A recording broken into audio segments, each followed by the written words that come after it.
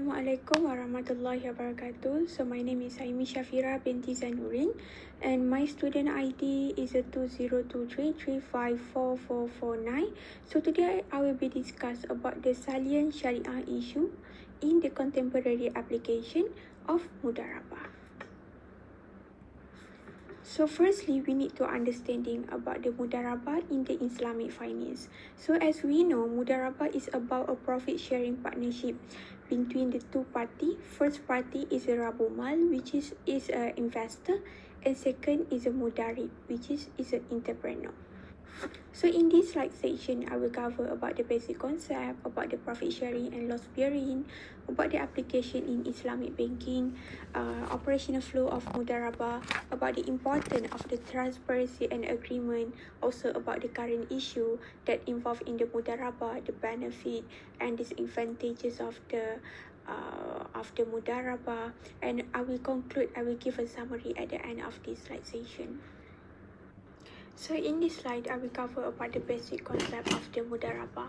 So Mudarabah is a fundamental Islamic finance contract where two parties collaborate. First, provide capital, which is Rabumal, and the other is provide expertise and management, which is the Mudarib.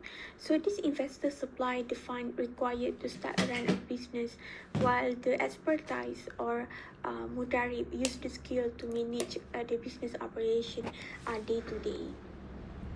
Okay, so the profit sharing in the Mudarabah. So the profit generated from the business venture is a share between the investor and the entrepreneur, according to the pre-agreed ratio which is they are discussing at the beginning of the contract. So the ratio can be differ based on the negotiation from the both party, but must be mutually agreed upon before starting the business. And about the loss bearing is, let's say the business incur a loss, so it's borne solely by the capital provider, meaning the investor itself does not share financial losses unless they have been negligent of the term of the contract. So this is reflect the concept of risk sharing in Islam. Now about the application. So Mudarabah is what is used in Islamic banking in the two main way. First, when the bank acts as the entrepreneur, Mudarib, whereby they managing the investment on behalf of the customer who provide the capital. Or second way is when the bank acts as the capital provider, which is Rabumal, and the customer itself is the entrepreneur who manage the business or the project.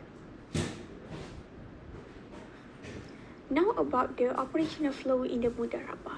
So the first one is the investor will be deposit fund with the bank under the agreement we call as a Mudarabah. And then what bank do is invest this fund in the Sharia compliant asset or business project.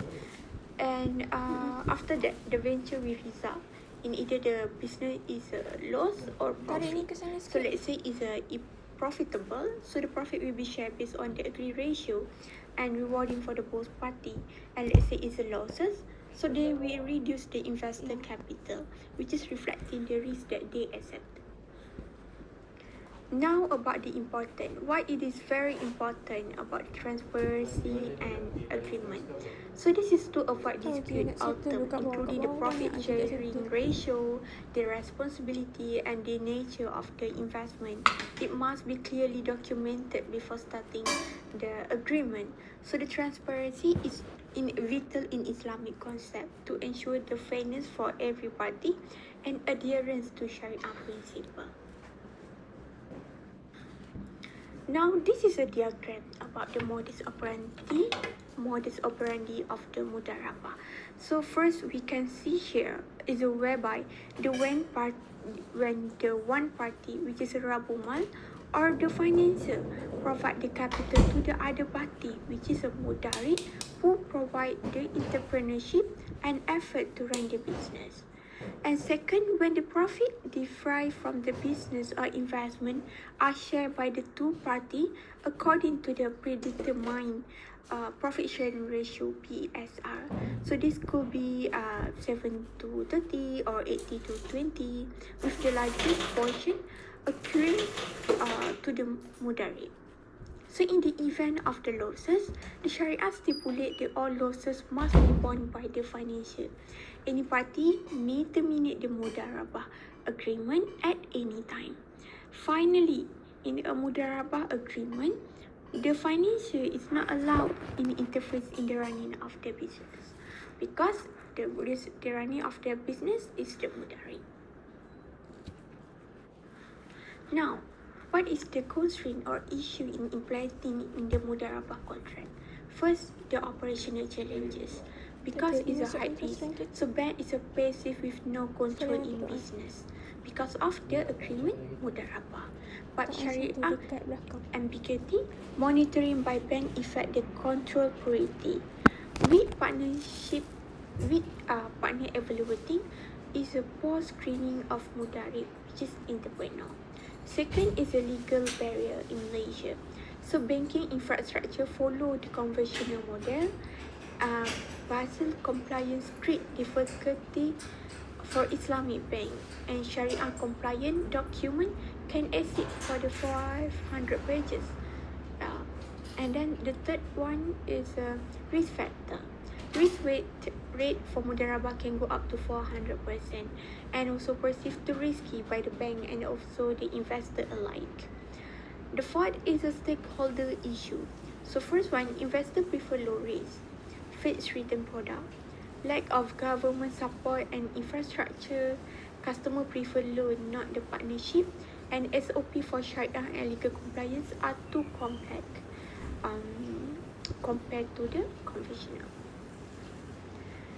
Next, burden of proof. Entrepreneur must disclose activity and prove lack of misconduct, and no prohibition on this as long as it is free from riba.